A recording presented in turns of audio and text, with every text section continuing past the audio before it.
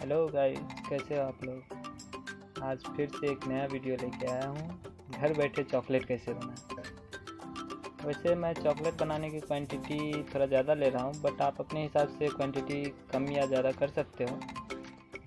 तो आइए देखते हैं, वीडियो स्टार्ट करते हैं।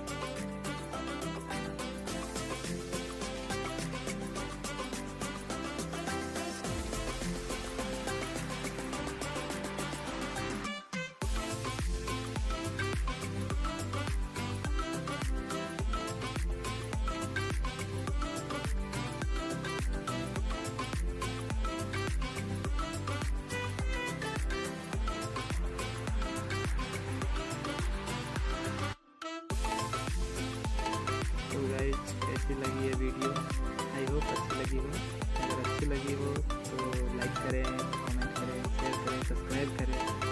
हाँ, बेल आइकन को जरूर दबाएं, क्योंकि इस यूट्यूब चैनल पे मैं अच्छी अच्छी रेसिपी की वीडियो लाता हूँ। अगर वीडियो के अकॉर्डिंग कोई डाउट हो तो वो भी कमेंट सेक्शन में बता सकते हैं आप लोग। गाइस।